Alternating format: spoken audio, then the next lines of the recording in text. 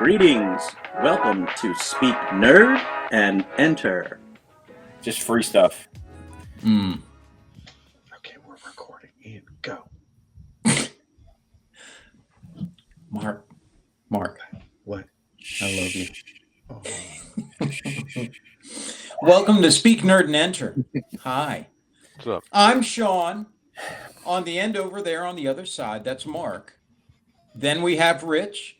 And of course, as always, newly returned from his mission to Wallach 9, 10,000 years hence, to guide the ascension of the One. Where, as the only sister of the Bene Gesserit with a penis, and therefore the two superpowers of staying sane every day of the month, and the ability to open his own jars, immediately became the Reverend Mother Superior of the Order. It is said in hushed whispers, he was often heard to intone, "Silence!" Grand Vizier and architect of the schema to proffer seasonal weirding woman cookies as an effort to raise funds, the Lisan Al Gaib of the Pacific Northwest, the Mahdi of the Mid-Atlantic, and the Quizarch's Hatterack of your heart, the K-Man. What's up? You continue to impress with the length of your diatribe for each introduction. Well done. Thank you. Thank Yes. you. That is funny. Thank you. All of that was true. So I know. And none of it was false. Penis. That's funny. Open his own jars. well, You didn't even have to drink the water of life. See, I had to phrase it that way because the Bene Gesserit does have male members, Does. but they are subordinate. They are not a part of the sisterhood. That was Kelly's distinction. Mm-hmm. They're mere playthings. And Mirror. they were, they may have had the voice, but they didn't have the ability to open their own jars. And so, with the powers of his lucidity for the entirety of the month and the ability to feed himself, he immediately took control of the Bene Gesserit.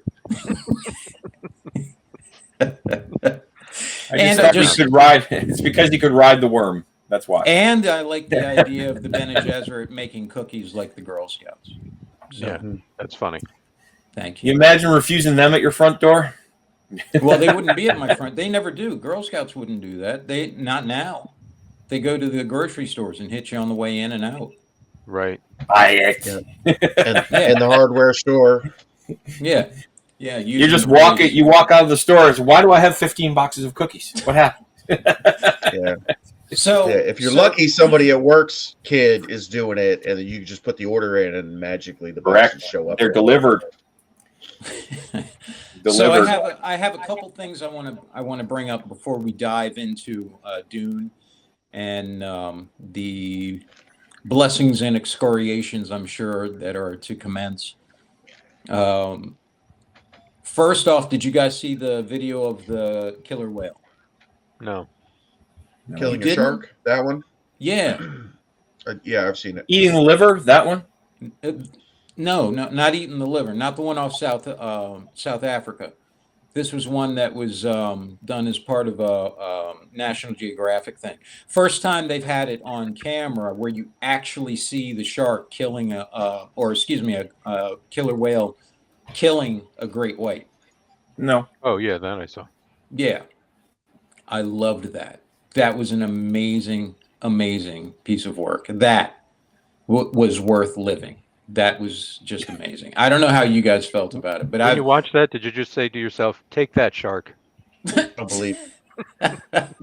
No, I just wanted to finally be able to shut up the second most annoying fans in the world, which is the great white versus killer whale fans. So said the Jaws fans. I don't. Yeah, exactly. Yes. Well, the great white would be able to. No, they won't. They're going to get their ass beat. they're gonna be launched out of the water and have their livers eaten. That reminds me of that whole bit in The Other Guys where, the one guy's talking about how he's like a lion, and he was like, well, first I'd get you out like in the water, like a whole bunch of barracuda going after him. And he's like, I'd win that 9 out of 10 times. It was just a ridiculous example. And the best part about the whole thing, not just when she hit that shark and sent it flying like a punk, but also the fact that after they did it, after she killed it and ate that liver and spread the oily sheen all over the waters there as her trophy, that all the sharks in the area ran like punk. I was going to say a very awful word. Forgive me, but I'm sure you can fill it in. Mhm. They ran for 4 months. They wouldn't come back. I think that shows who's actually the real badass in the ocean. And it's not the sharks. No. Wasn't a megalodon.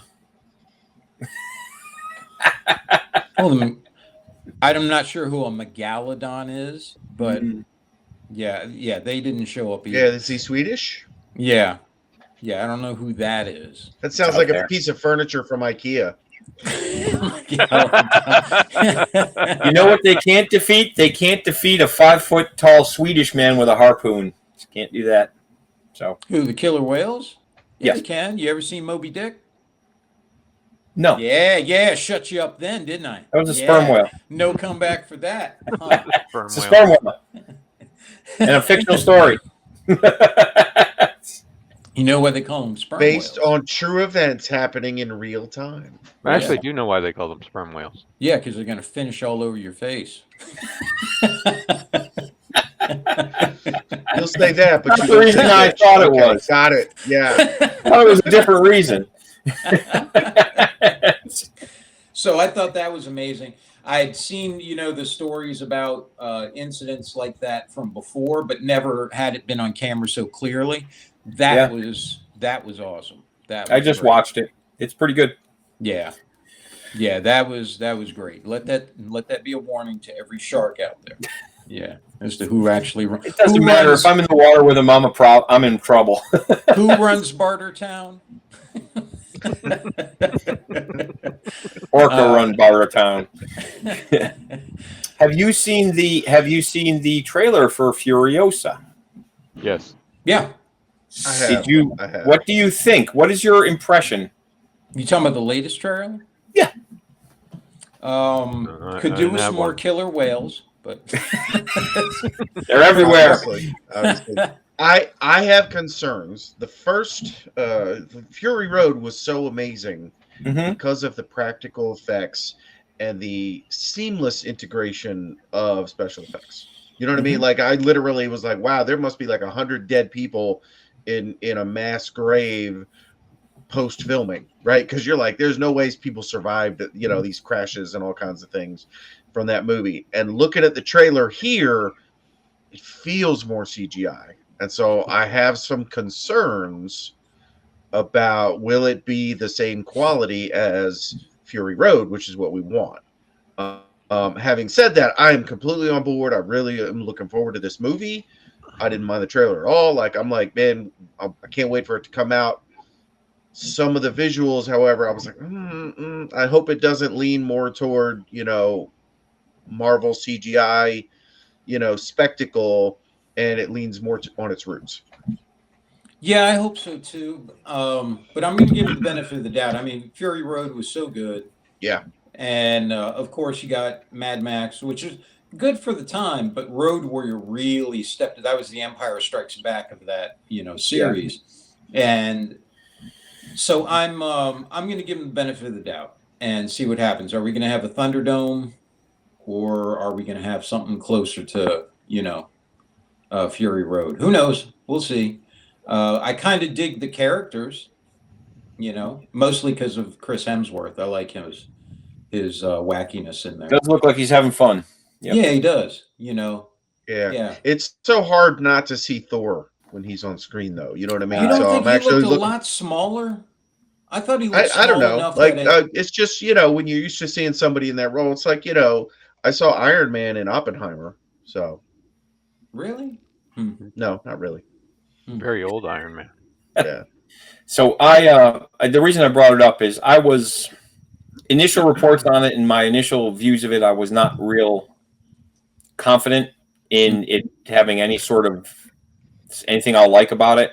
But I have to say, with the new trailer, I'm much more in your side of giving it the benefit of the doubt and being more positive about it. Don't know how the story's going to go, but I am more positive about the spectacle of it for sure. It looks really decent. I'll give it a shot and see what happens. But yeah, in the beginning, I was kind of, I don't know. This seems a bit derivative, and they're going to try for the whole girl power angle, and that's all it's going to be about. But it looks like since it's George Miller is doing the whole shebang again, I trust him to come up with something great. So we'll see. Well, apparently it was already the story arc was already set up. You know, it's something they've been working on for a long time. So it's not a knee-jerk reaction to the unexpected success of the first one. Yeah. So, you know, like I say, I hope, and at worst, it's going to be better than a lot of the crap that, you know, has come out or I've seen. That's a low bar. It's going to be so much better than Madam Web. Let's not. No, nothing can top Madam Web. Madam Web. Oh, the pinnacle. By the way, you saw the picture I sent you, right? I have been having. I put in for the free 1 month free trial of, you know, the AI thing with Copilot. And all yesterday, I kept typing in, or I copied and pasted, nope, try again. All yesterday was this, nope, try again, until I ran out of my free tries for 24 hours. Bigger, more, bigger, more. Well, my original, you know, this is why we don't have to worry about the robots. There's two reasons why we don't have to worry about the robots taking over the world. One, and I've noticed this from my place of work at the moment, is who's going to fix them? First off, yes, you could say, well, they just build a series of robots to fix themselves. Okay, who's going to fix them? And who's going to fix them when they have a severe software issue? Who's going to fix them when the AI crashes and all that crap that happens with it? Because if it's anything like all the stuff that we have now, and it would have to be because everything AI is based off us, then it's going to break, and it's going to break often, and it's going to break very, very hard. And the robots are going to lose. We have a hard enough time keeping ourselves going, and we heal, right? Yeah. I just don't see them. Like that stuff breaks when we want it to work. Right. That's what I mean. It came down to, like, you know, open conflict, and we wanted to break some stuff. We're good at breaking stuff. So yeah, well, we're good at making things that break on their own, you know. Yeah. And since they're working off what we gave them, I just don't see them, you know. So I just don't see it. I do not. But I think we're making a leap from AI being, you know, large language models and software that we're interacting with to physical robots or whatever. Like, oh no, I get it. I'm just saying. Everybody's fear of the end game, right? I was saying at work the other day. I was saying if it's like this, we got nothing to worry about. we're in the very early stages of, but I'm actually really excited about what the tools can do and where they're going to take us in the future. Yeah, like all these people are like, AI, we can't do it. It's stealing from artists and it's stealing from authors and this. And I'm like, okay, cool. So let me get this straight. Is everything that's made of wood in your house hand carved, or did we get machines to like CNC this stuff?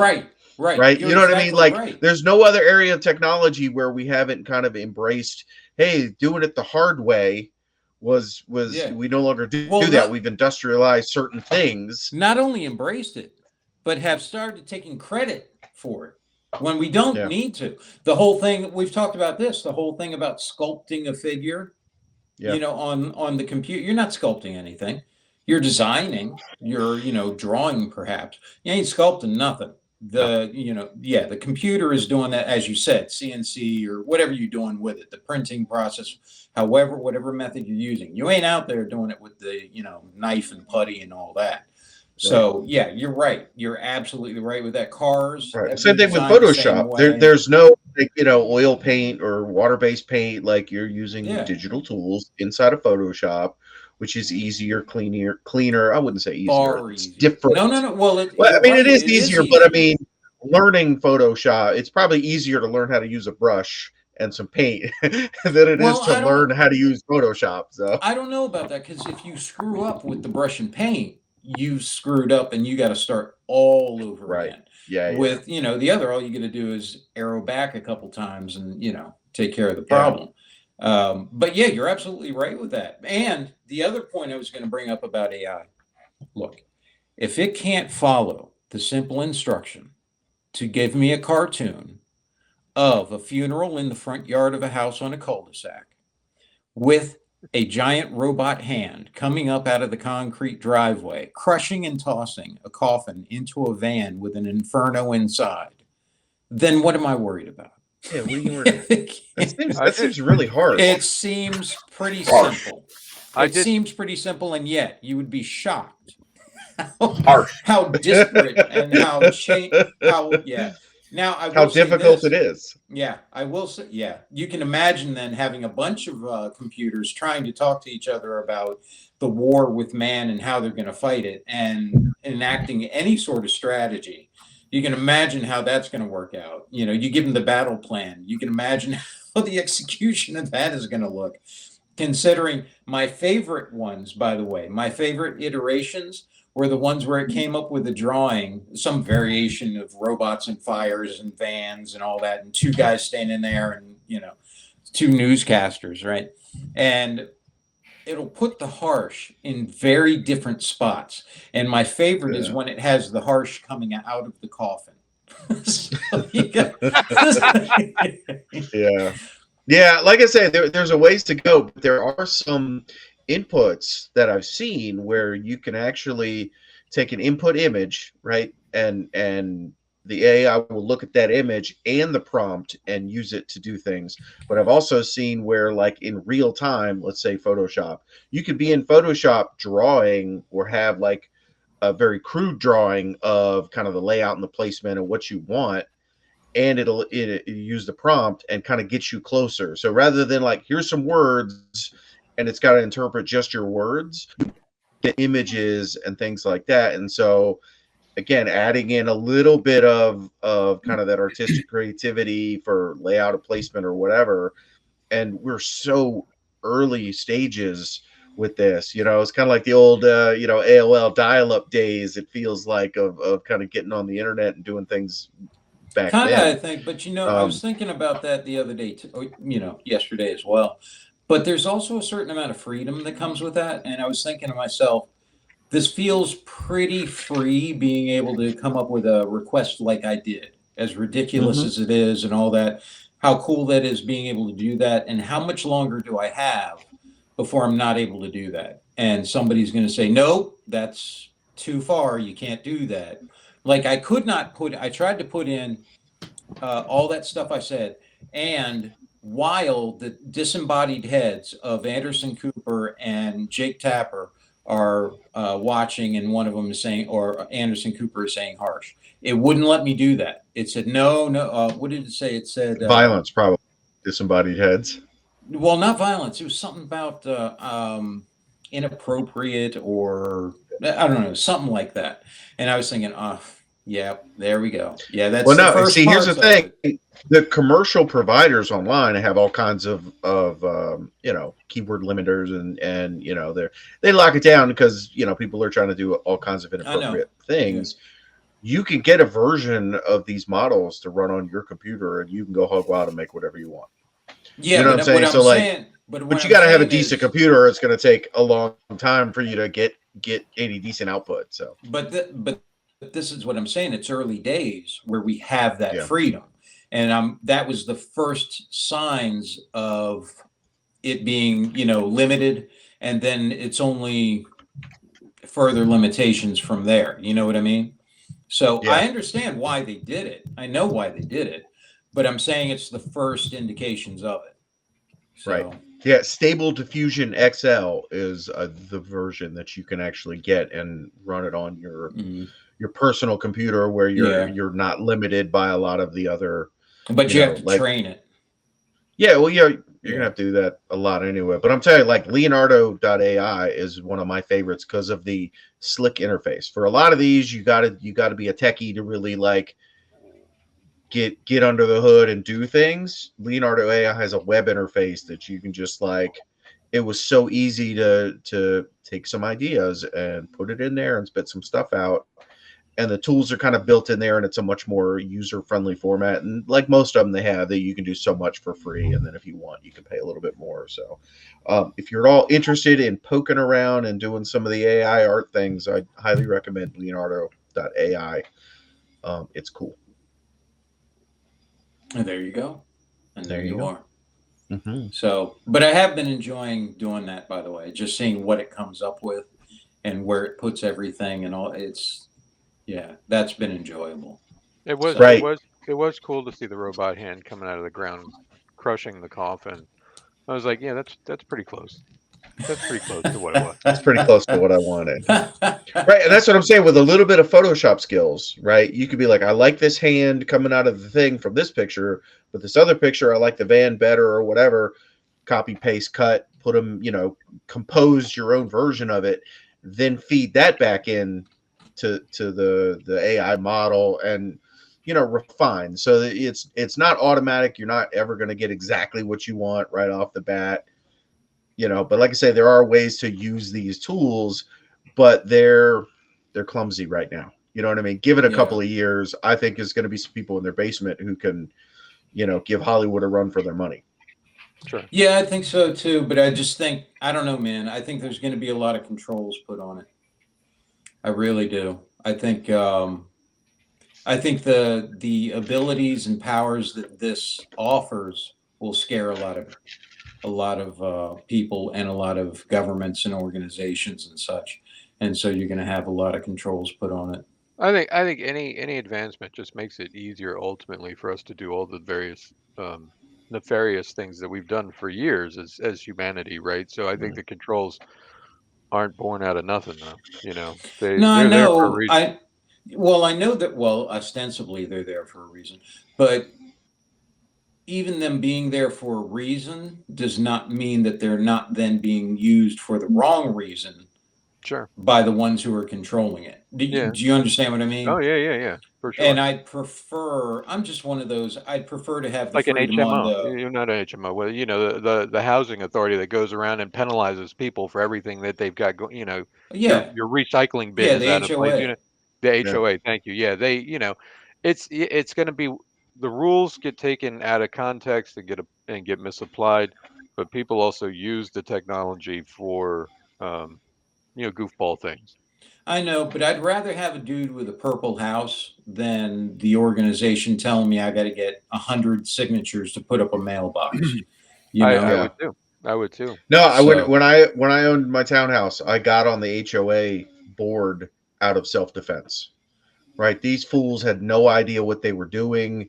It was a bunch of little busybodies, and I was like, like they gave a hunting license to a tow truck company that was under investigation by the state of Virginia for unsavory practices, right? And they're just like, yeah, come in. And so they're towing people out of their own carports, which is you're not allowed to do. They're towing people for no reason, and everybody showed up at that meeting pissed off because like half the community got their cars towed or something. And I'm not sure what to be more upset about, that the HOA board was getting a cut of their proceeds or wasn't getting a cut of the proceeds. It was just like, what are you guys doing? And apparently they messed up the line, the parking spaces, like so many were assigned versus not, and they had to go repaint everything. And it was like, you guys have no idea what you're doing. You're all dumb. Let me get on this board and shut people down. They were literally in one of these HOA meetings talking about the color of people's drapes inside their house. And I'm like, whoa, time out, guys. I'm like, outside the house, I get it. Property values, what the F are we talking about? Somebody's inside their house. I'm like, who's, that's not our job. You know what I mean? How about you go knock on the door and go, hey man, your pink drapes are ugly. Maybe you should change them, rather than turn it into some HOA covenants thing. But these little people get on the board with nothing better to do. and they just want to be in everybody's business. So my advice is, if you have an HOA, go get on the board and be Vote very for libertarian about it. Vote for I was, dissolution. Immediately yeah, vote vote for for dissolution, get rid of it. Like I said, I'm in a house, we're renting a house right now, and it has an HOA. They don't do anything, and I love it. You know what I mean? Like I mean, that's the owner. I was like, what's going on with the HOA? Because I don't know. They never enforce anything. So I'm like, at the very least, it's a hands-off thing versus all up in your grill. So, Yeah. but I that's a thing I pay attention to when we're looking to, you know, our next place to live. Is like, does it have an HOA, and how much of a jerk are they? Because that Yeah. stuff never shows up in the Zillow listing. You know what I mean? No, it You have to do doesn't. some research. Yep. Yeah, it never does. Yep. Hate them. HOAs suck. Should never be there. And it's an example Yep. of what I was talking about. I'd rather have the freedom with the people. Yes, they could abuse it. Yes, it could be some bad stuff. But man, it's so much worse when it's an organized governmental kind of abuse that way. Hey, look, It's petty horrible. tyranny is still tyranny. That's right. Which brings us to the main focus of our conversation today. Dune. Yes. Yes. So The genesis of all entertainment. the one I want to hear from the most is the K-Man. What? He spent time within the Bene Gesserit. He's worked within that framework. He knows it better than anyone else here. I'd like to hear his insights into how that story was told. There's 3 hours of my life I'm never going to get back. That's what I have to say about that. I mean, granted, my Now, disdain- Kelly sent me an email, by the way, that just said how upset he was. I didn't reply because I wanted him to be able to just talk about it here. So I want to let you know that the lack of your reply actually started to irritate me a bit. I figured it would. After a while, I think the level of disdain I have for this movie sort of softened ever so slightly. But I went to go see it with Indy, and we both walked out of there thinking, "The hell? What was that all about? Why did we get? We could have seen absolutely anything else in that theater and been way more entertained than the dribble they put on that screen for 3 hours." That's my take on that. There were parts of it that were. Do we see the same movie? Yeah, we saw the same movie. We saw the same movie. You grade on a Are you curve sure where you didn't download it from fmovies.to or like? I have a question. I have a question. Yeah. Does go someone ahead. have a dog snoring in the background? I have a 12-year-old on the couch over here snoring in the background. Okay, there we go. For some All right, reason, he's sleeping, and I was just wondering. I heard no, it. So. I even turned my mic off for a second, but I had to respond to Kelly. So Yeah, well, it's no surprise to me that you would have liked it, Mark, but you tend to like a lot of things that you go see. You know, you go into a movie and you see it as a movie that's almost something. It's almost there. I go and see it and I'm like, why did they even bother? You know? yeah, It's almost developed. that is a fair assessment of me going in. I'm going in positive for just about every movie. It's almost worth seeing. But Dune was amazing. I loved everything about it. It's one of the best movies I have seen in a long time. At no point in the movie did he say, "My name has become a killing word," and at that, at that point, I was out. Cut. I'm sure. I was out. Sure it's coming out in the extended version. I even turned to Indy at one point. I said, "His name never became a killing word. I'm done." So what did you like the first one? The first one I did like, yeah. Okay, so what was it that you did not like about this one? What was the biggest thing that bugged you? It was the time jumps that happened. Uh-huh. Because there was the whole bit where they send him out into the desert to, he's got to go and cross from point A to point B to prove that he's a thing. They skipped right past that. I mean, instantly done. Not even a challenge. You wanted a 4-hour runtime? Is that what you're saying? Hey man, if you're gonna make me sit there that long, might as well put some. Don't tell me, hey, this is the big journey where you get to prove that you are the one, and then it like happened for 2 minutes. Then we're just like done, and you're riding the sandworm. I don't know. I felt disappointed. I felt like they were trying to rush. You know, No, but they even said he will know their ways as if born to them. So we didn't need an and hour yet he long. and And he yet was he like, did. oh, They yeah, had, this is easy. but they didn't. They had Zendaya go out there and tell him how. No, this is not. It's not how you walk through the sand. This is how you walk through the sand. And telling him how to fucking find water and things like that. No, no, no, no. He's not the one. He's not the one. He's just some pretty boy you all have found on the planet and decided to assign this name. Well, So yeah. in essence, you're right. Um, but what else didn't you like about the movie? Okay, so the time jump, the rushed feeling. What else? I've slept since I've seen the movie, Sean. Some of the complaints have started to Okay. fall away. What'd you think about the Should acting? have taken notes. What'd you think about the acting? By Timothy Chalamet? Well, Crap. sure, him. By a number of the other people, I thought it was halfway decent. Like the things where they deal with where his mom became the what was the Reverend Reverend Mother? Mother. Yeah. You know, some of that and the amount of effort people put into that was a lot better. The sandworm thing was done a little too fast, sort of like he watches somebody do it and then he can just do it. I'm just like, I don't see. It's again these time jumps. It's almost like Christopher Nolan. They brought him in as like a guest director for the middle part of the movie. So that's and then you're just left undone at the end. Like the storyline doesn't have its any sense of conclusion or and just from a plot standpoint, how quickly, and I get that it is part of the plot, how quickly he abandons, you know, sort of his cause and goes in a different direction is just goofy, and almost a little heavy-handed.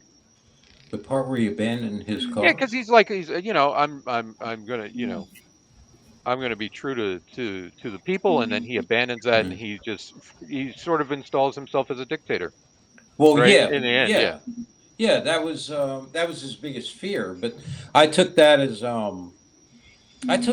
his change because of him transforming, becoming, the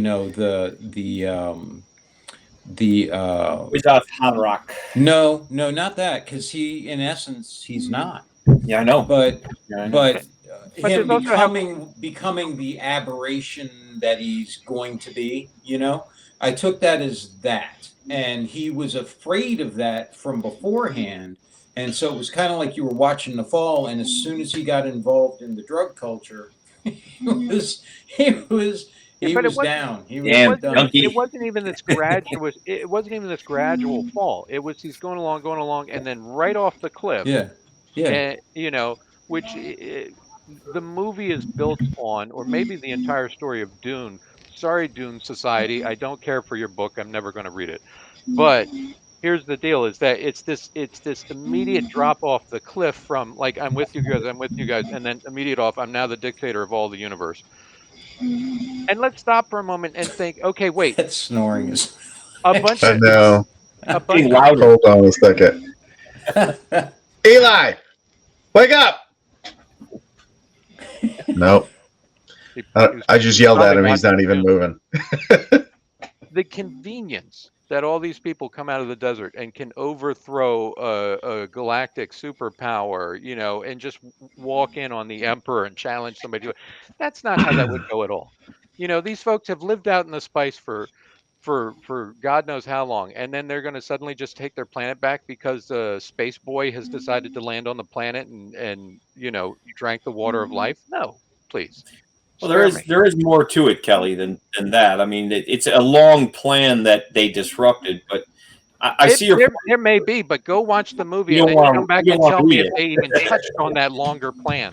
I know that. I understand it's not explained, but for the people that enjoy the books, they know it's assumed. But yeah, that For would people that enjoy the books, be go enjoy a confusing. better book. Yeah, it's the root of all fiction. So I don't know how you could say that. I loved the acting in there. I did like Timothy Chalamet.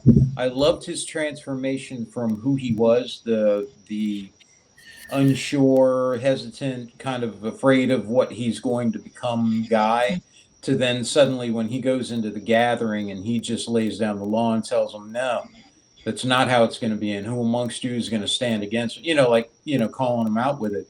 And the way he did that, because he looks like he should be blown over by a strong breeze, like I said, right?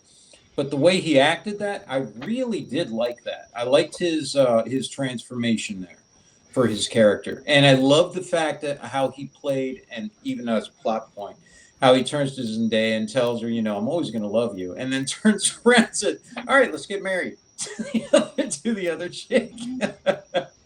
I love that. That was just funny to me from a plot perspective, and the look on her face. That was The one thing that that I was take it they didn't have Lady Jessica explaining how they will be called mothers in the future, like they did in the 1980s movie. Yeah, they didn't. They didn't there's have a lot of there's that a lot stuff. from the '80s movie that didn't come over. Yeah. A lot, Yeah. and you know what? That part is actually not a bad thing. There was Right. so much packed into that movie that was just like, what? Yeah, Awesome. yeah, there's too much. But I did like a lot of the acting. I liked his mom. She did a good job with her part too, She did a very good job. And especially when she transmuted the water and how she became after that. That was pretty cool. you know who was most surprising is what's his face who played the Emperor? Oh, Christopher Walken. Christopher Walken. Yeah, because you hear Christopher Walken attached to anything, you immediately get a sense of something in your head, right? You're like, this is what that's going to be. But you go into that and man, he did a great job. I mean, he really showed some acting chops to be able to make Christopher Walken not necessarily just Christopher Walken. Yeah. Yeah. But he gave me enough Christopher Walken Yeah. that I was satisfied on that front. Yes. I will not have Christopher Walken in a movie without giving me enough Christopher Walken to tide me over until my next Walken fix. Yeah. But he can dial it back because he's Christopher Walken. Walken. He can. But it was enough. It was enough for me. That was all right. What's his name? Anton Chigurh. Javier Bardem. Yeah. Mhm. Yeah, I loved his portrayal. I'm a big fan of his work for a long time. Love He did such a good job of playing the not a fanatic, but a true believer. He did such a good job of playing that role where he wasn't over the top with it. He was very understandable. He was very believable, and just absolutely willing to sacrifice whatever was necessary in order to do it. But in a very not a fanatic way, just very calm. When something came up, all right, I'll do this. When I'll do that. Here, kill me. Take this then. He just played that part so well, and to me so believably. His character was just very enjoyable because of that. I loved every moment his guy was on film as well. which makes the inclusion of Timothy Chalamet that much more of an egregious sin to this film. I don't know why you hate him so much. I thought he did great in that role. I did. Well, agree to disagree, but he's no Javier Bardem. Let me just say that. Well, the character isn't, but I thought for the character that he had, I thought he did a really good job in portraying that. The two disparate characters that he played from beforehand, who, Paul was, and then afterward, is like he's playing two different people. And I really liked his speech when he goes to the gathering. I really liked that. His portrayal there is like kind of like the Mussolini kind of thing, getting up there and telling him how it's going to be and all that. It was just really well done, really well acted. And you could and I loved seeing Zendaya's face just fall at every turn there as she realized, more and more just who this guy was and how it was breaking her very life and all that. And I thought that was really well done. Helena enjoyed it a lot. Sean liked it a lot as well. Had a very good time. We'll see how the next one goes. I'm sorry you didn't like it that much, Kelly. It didn't live up to what the first one was. I mean, the first one was simple in its storytelling, right? It wasn't trying to cram a lot in, and it's because Dune from the '80s was you were along for a ride whether you wanted to be or not, and hopefully you understood some of it. And then when this one came out, that first movie was like, okay, we're gonna take our time. We're gonna tell a story, and I really liked that because it was like, okay, I can take a breath, kind of take this in, trying to understand all the different mechanisms of what's going on. And then the second one, man, they just tried to speed it up. It felt like to me, and that's where it all starts to fall apart. If they had taken their time, if they had taken a little bit more of a breath, so much I so much think more could have been done, and some of this could have been pushed into movie 3, which, at this point, having gone through the Harry Potter film series, the MCU, Lord of the Rings, everything else that's been done where people split it up into this mammoth anthology of movies, we could have gone that route, and I think the story would have been better served for it. I think the story would have been as well. The problem is, I'm not sure that, and you may be right. Maybe he had the option to do so. I just don't know if he did. Watching what is it? American Icons, the making of the Lord of the Rings, right? And I'm listening to that, and they're talking at this point in the story about how Harvey Weinstein wanted to take the movie and cut it down to 2, and that this is while they're getting ready to make it. They've got stuff being built, they got contracts signed, all that stuff, and he calls them and says, "Nope, you're going to do it in 2." And then he calls them later and says, "Nope, you're going to do it all in 1." And he's trying to figure out, okay, well, how the hell is this going to happen? So I'm just wondering if some of that, because Denis Villeneuve is a huge Dune fan. I'm wondering if it was something like that, maybe because of the failures of Dune from before. If Well, the studio was just I saw a thing with the director where he was talking about the movie, and Florence Pugh, who is the Emperor's daughter in Right. in part 2, and he was talking about, like, listen, I'm going to make the same deal with you that I made with Zendaya for part 1. She's in part 1, but she doesn't get to do much. In part 2, her character is much expanded and gets to do a lot more. And he's like, listen, if they let us make a third one, you're going to be big in the third one.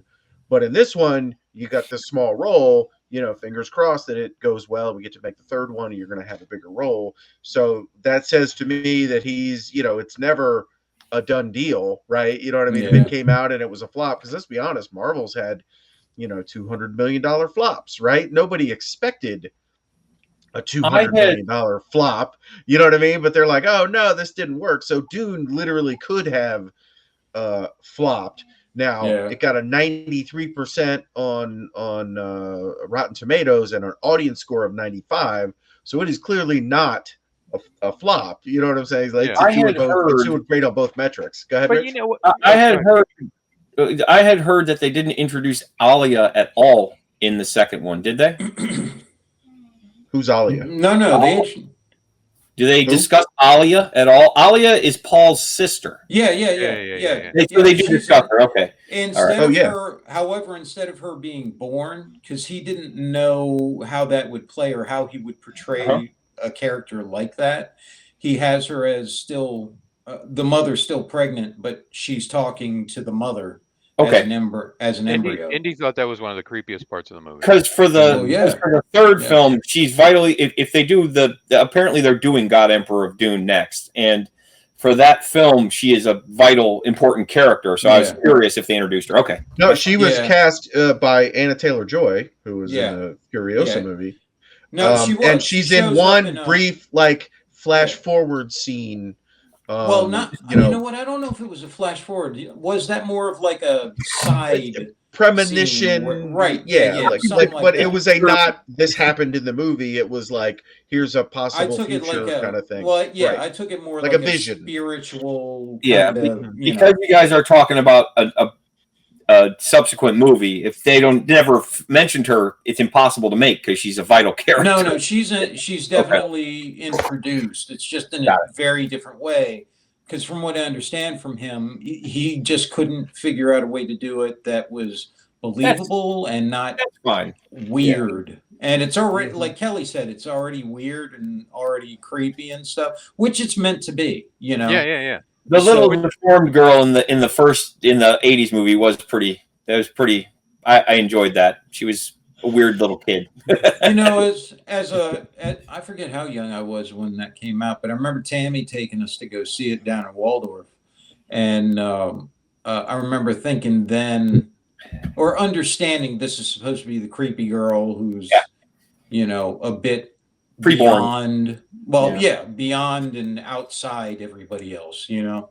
So yeah, I think they did a decent job with that. They got that across in Okay. there. Yeah. That was my question. Thank you. Yeah, I wanted to see more of the navigators. I wanted to see that. Um, Yeah, and there's just elements to it that are missing that would have made that story richer, you know, have mhm. more depth than But see, just that's being the this. thing.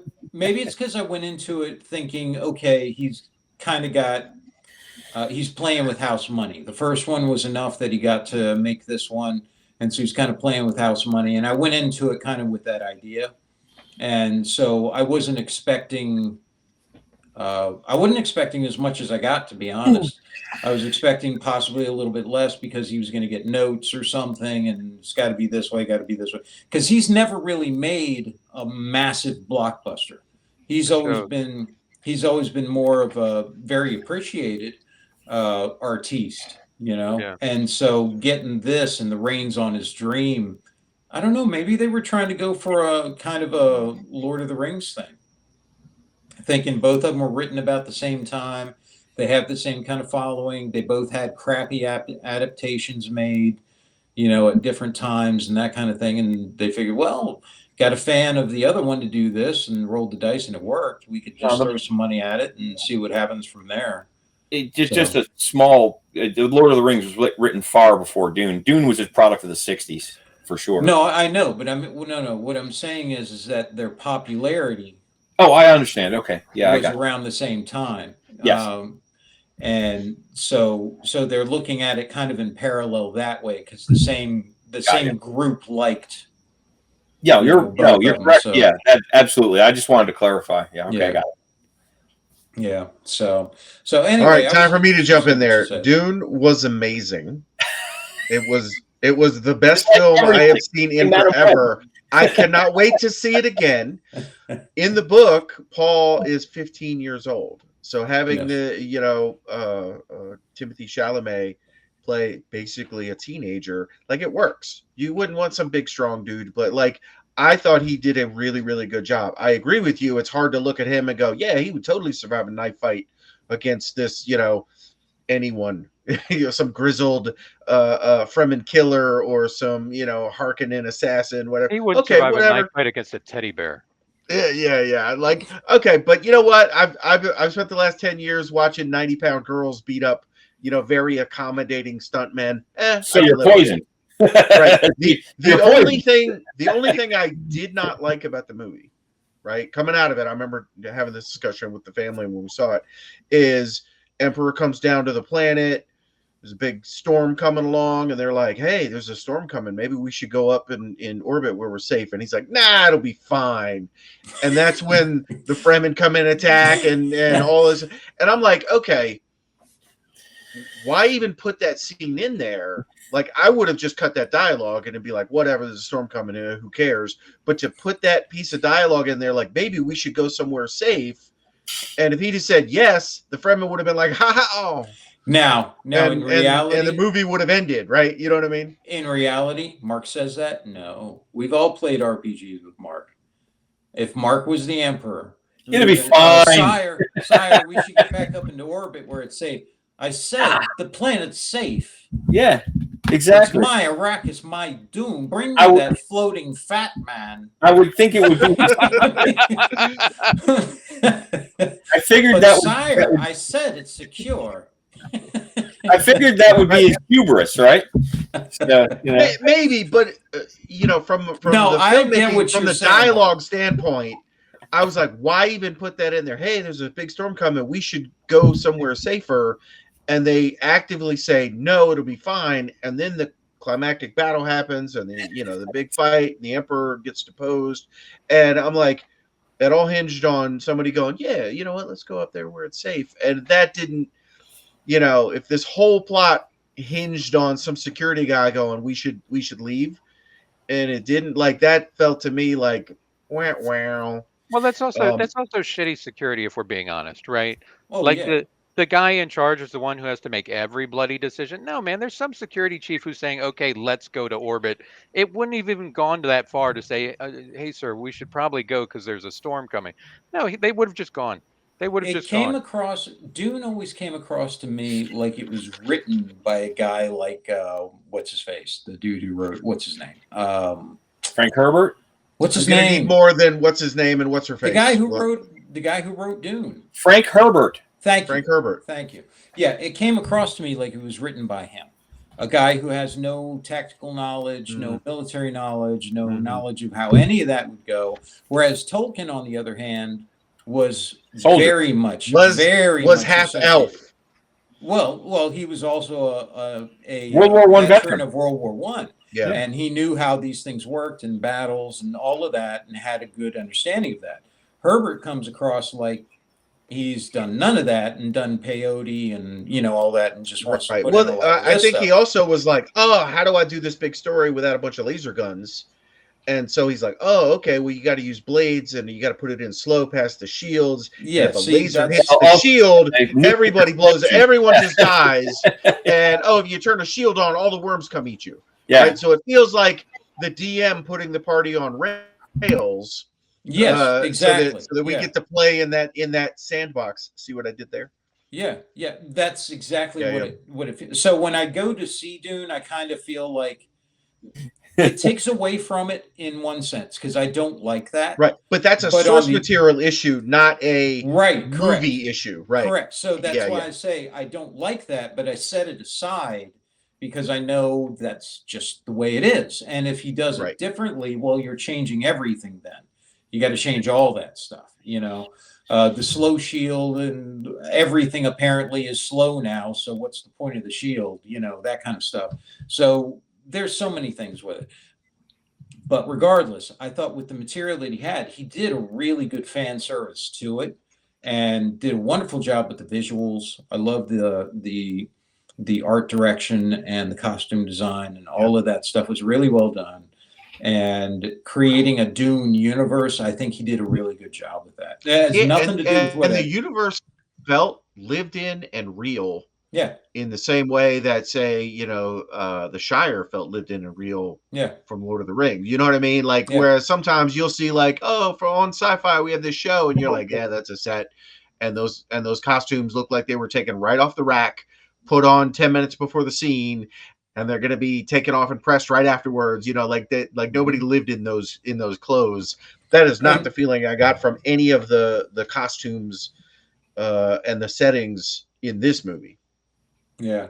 And I will say, to be fair, there's something I would say about Lord of the Rings too, which is and we've talked about this before. I believe Tolkien fell in love with his characters too much, meaning that he was afraid to kill them.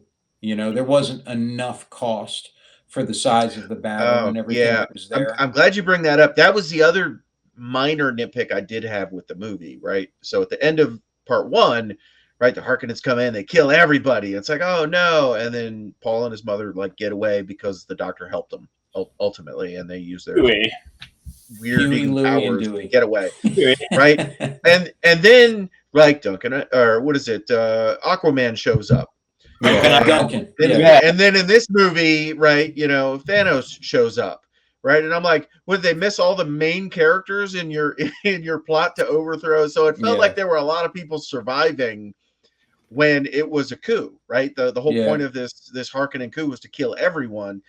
But to be fair, though, that was also in the book. Like, these characters got away, and ultimately, so not a movie issue. I'm gonna lay it at the feet of the book, but I'm just like, all the Harkonnens are dead, and we have this big scene on the other planet where he's gonna kill what is it, the Harkonnen nephew, the bald kid is Fade Ralpha is gonna and it's like, here's the last survivor of House Atreides, and they're gonna kill him in this arena, and you're like, there's the last one, and yet 20 minutes later, the right hand man of House Atreides is like, he's with the smugglers doing Dune. He's like, oh hey Paul, what's up? I was waiting for you, and So Playing that, his- that playing kind his of little- took me out of the moment a little bit. Yeah. playing Malicette. his minstrel thing. Malicette. And, Yeah. and you know what? Yeah, I didn't see a lot of that in the movie. He wasn't It's playing a lot of convenient instruments. storytelling tropes to have that whole here. We're going to fight in the arena in this sort of you know, one-on-one combat. That's this is an onerous fight. No, dude. I mean, look, everybody's standing there. Why didn't everybody just rush the emperor, rush the guy, kill him, be done with it, and move on? I mean, there's this sense that stories do this a lot, where they fall into these old tropes because they think this is what it should be, and it's this grand thing. When in reality, that's not how that would go at all. You're making me think of Austin Powers, where Scott Evil talks to Dr. Evil. It's like, I have a gun. Let's just shoot him, and then we'll go and have a burger. Yeah. It's. I think again, just to be clear, I like the movie. Okay, what I'm talking about now is the source material. I love the movie. I love every movie. You love favorite every movie Exactly. ever. Thank you, Rich. Every movie. Thank you. I think what people Love the fall in Banana love. Split movie. I think what people fall in love with more is the emotion that is evoked or prompted from them, from whatever the circumstances, the visuals are, and all those sorts of things, and they're willing to forget or don't think about those other parts, especially in the moment. And so, it is what it is. Like you said, they're working with the source material, and that's a source issue and all that. But I thought the interpretation was good. I have a question for Mark. Mark, let me. Yes.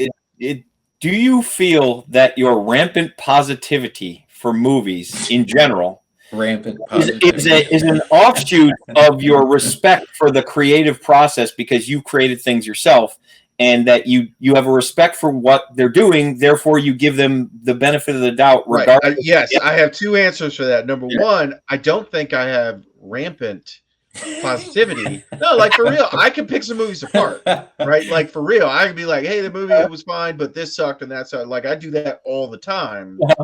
But having said it, yes, I absolutely. I was curious. I'm not criticizing you as more positive because I understand some of the effort that goes into doing this kind of thing. I'm with you, but I mean, I didn't walk out of Madam Web and go, man, that was the best movie ever. I loved it. Yes, I was like, what a pile of shit. That was awful. You know what I mean? Like, there's plenty of movies that I do not like and that are terrible, but they all have a little something in them that you're like, okay, that was pretty cool. I enjoyed that. I was just getting to the root of the process. All of them do. There's not a single movie I've ever seen that had no redeeming quality whatsoever. Because I've created stuff. Robin Hood Men in Tights. Well, and I see. There's only two movies I've ever seen. No, let me get Robin Hood Men in Tights had Chappelle in it. Yeah. Okay. Not worth the. That's all I have. That's all I got. It had Chappelle in it. I enjoyed Robin Hood Men in Tights at the time. I was about. No, I thought it was terrible at the time. Like it was just like it was it awful. was so slow compared to Naked Gun. Naked Gun is like funny and it's hitting you left, right, and center. Robin Hood Men in Tights, it's like, hey guys, look, here's a joke coming. Ah, look, they were sneaking up on the joke. Look, here's the joke. Way by to the joke. And it was like, see it? It's almost off screen. Oh, there that it goes. Take right there was funnier than the movie. Remember, right. And remember Dave up at work loved that movie. Up at Games Workshop. Remember that? So who did? Dave. The NASA Dave or a different Dave? No. The other Dave, the one that worked in the warehouse. Not NASA Dave in the back, but the other Dave who was up there in production. Yeah, he was always doing the whole pumping your shoes up thing and laughing, and easy win for him. Right. Yeah, but to bring this back home, like my rampant enthusiasm for movies is 100% well placed for Dune Part 2. Like it's a great movie. I know it is, but you're right. There are other movies that I was curious because I have a little bit more of a soft spot for that. They're not gourmet. They're fast food. If you know what I'm saying. Oh, I know you like fast food. Fast food can be good. Let me say this. Boondock Saints. There's movies and then there's films. Dune is a movie. Films. It's a movie. It's not a film. It's a movie. Films. Film. I disagree. I would put it in film category, every bit up there with Lord of the Rings. That's where I'm I gonna would. put it. I would. No. No, we're Yes. no. It is, No. yes. It is not When the worth. third one comes out, this Look, is going to be the sci-fi version of there Lord is of the stuff Rings. on the cutting You room heard it here floor. first, folks. You There is heard it here stuff on the first. cutting room floor of Lord of the Rings that is better than what Dune just put out. I haven't even all seen the film yet, and all the Tom Bombadil stuff. Is that what you're? Bombadil is the master. If Tom Bombadil walked into Dune, it would suddenly make that movie much more interesting. Bombadillo. Thank you, Kelly. Thank you for sticking up for Tom Bombadil. I appreciate he was not sticking up for Tom Bombadil. He was. I assure you. He was. I will say, if they had just had off in the distance Tom Bombadil walking across the dunes, singing a song. He wouldn't be walking. He'd be dancing to Mary Jane. By the way, Kelly, I was thinking about you the other day. There is a skit you have to look up on Portlandia. I know you hate the show because I know, but there's a part that they opened up the show with a bunch of hippies in the field singing Tom Bombadil.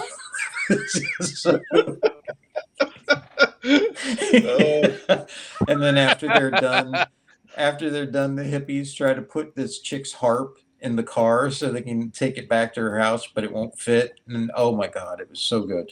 But just that opening, Kelly, you have to see that with the Tom Bombadil thing. Oh my God, it was great. It will be watched. Oh, that was amazing.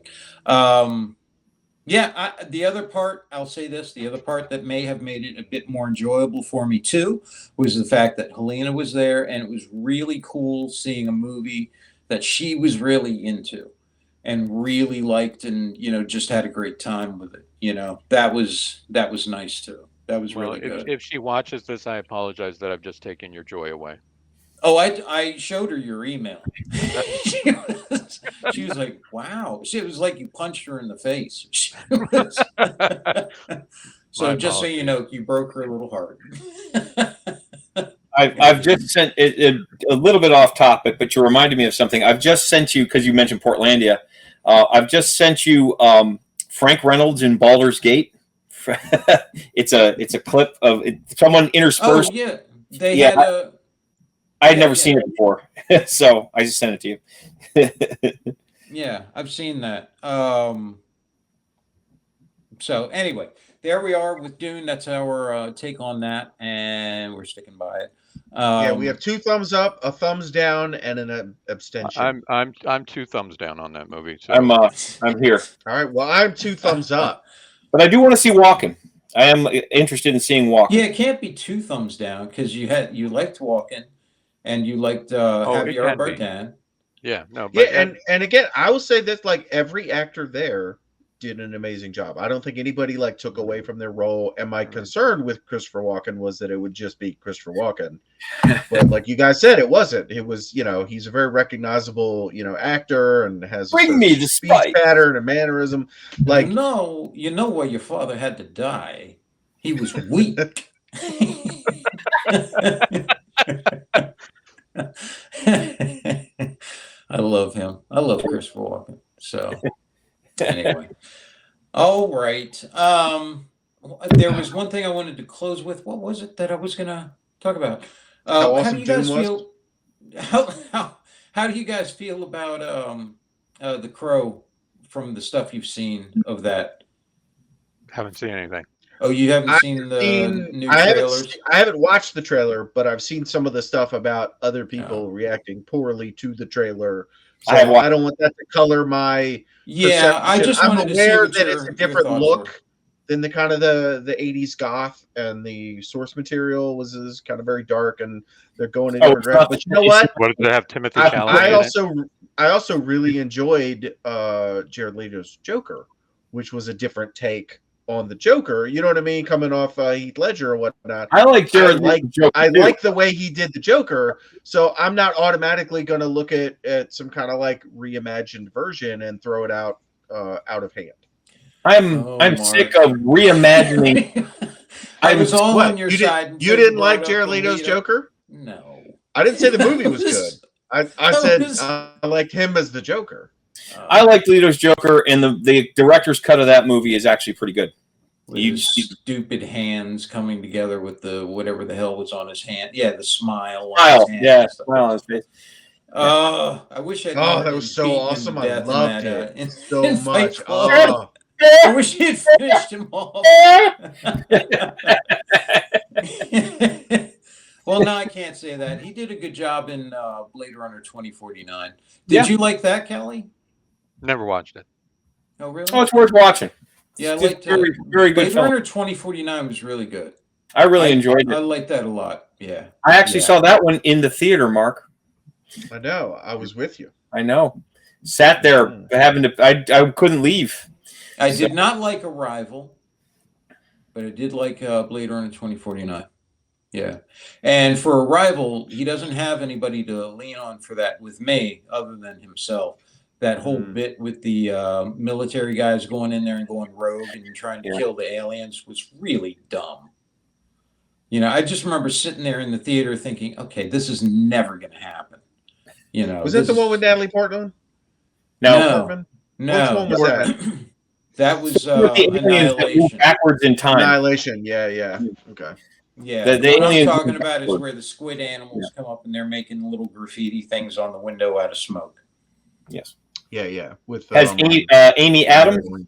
Yeah, where she's writing on the little whiteboard thing, and Amy Adams is my Timothy Chalamet. He's Timothy Chalamet to Kelly. Good or bad? I don't. Now, Timothy Chalamet to Kelly is Amy Adams to me. I just don't need it. Does not care. Does not care for her. Yeah, the worst part of, as a matter of fact, if she hadn't been in Superman or Man of Steel, would have been, that movie would have been just awesome. But the whole scene with Ricky Bobby. I liked her a lot, Ricky. I liked her a lot, Ricky Bobby. Well, that was because it wasn't about her. It was about Ricky Bobby. Yeah, that was the thing. But I liked her in that movie. So, and Ricky Bobby and Sacha Baron Cohen. Yes. That makes up for one Amy Adams. That's enough to overcome. It's enough of a counterweight effect. Yeah, the singularity that is the Adams effect. I'm not saying you're wrong. I'm just saying that I enjoyed her performance in that movie a lot. Well, she's my favorite actress of all time, just so that I can annoy you. I've moved her to the top of the list. Yeah, doesn't bother me. By the way, Kelly, the other movie I know what I was going to bring up. Saw Sling Blade again the other day. Oh, very good. Amazing movie. Man, that movie just breaks me every time I see it because it reminds me of so much stuff. I was thinking of you, Kelly, because I was thinking of how much. Does that remind you of him? I've been thinking No, how much you like fried taters? Yeah. No, man, because of all the stuff that we saw. Yeah. Growing up, that movie always hit me really hard because it was very relatable to me with a lot of the stuff that, we saw. Yeah. And, so that one, every time I see it, breaks me. It makes me think of Danny and, Mike and all of them. And just, that one. It's an intense film. That is a film, not a movie. Yeah, film. 100%. Yeah, that's exactly what made me think of it. Is when you were saying film versus movie, and I was thinking about that because I saw it the other day, and the fact that it was based on a lot of true things that happened to Billy Bob Thornton when he was a young man growing up. Stuff that he saw. So anyway, I wanted to bring that up because I don't think enough people knew about that one. Hey.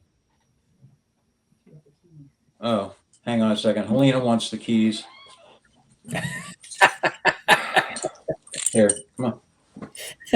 Come on. I got all day. I don't know where you're going, but I got all day. We can keep recording. It's not a problem. It's not I'm really waiting to see her fist come in off screen. And a little farther. Just pull off his headgear. Just a little farther. Don't act like I'm going to be in trouble. Ain't nothing you holding back. I got to go back to bed. Give her the keys. We want to go to bed. Come on. I'm actually going to go out.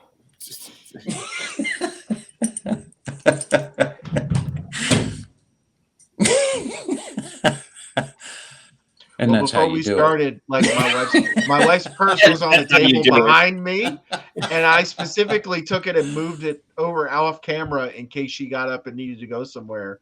Because I was like, she would not want to come and like it. get her purse from behind me on the camera. She's still sleeping, so apparently that was not an issue.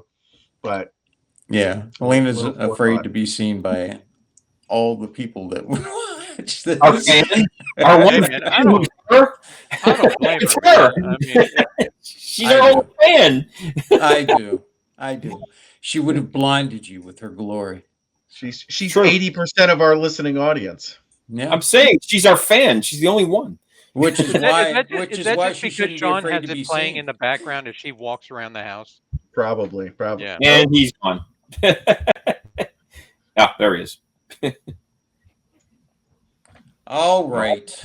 Back to Well, normal. anyway, thank you, gentlemen. Did any of you have anything to say at the end there? I just wanted to bring up Sling Blade because I don't think enough people see it, and it's like incredibly hard to find. It was just a great movie. Love that Yeah, one. Such a good. It's so one of those good. ones you Like have for to real, see. go You check have to that see one at least out. once. Yeah. Yep. Happy Yeah. Easter to everyone who celebrates Oh, yeah. Easter. Happy Happy Easter. Sure. Happy Dune Yes, is Happy awesome. so- Jesus Day. There We you should all go. go see Resurrection Dune, of too, at Christ, the theater. Sling It's Blade, awesome. and Dune. That's a Quite a weekend. mixed bag here at the end. Yeah.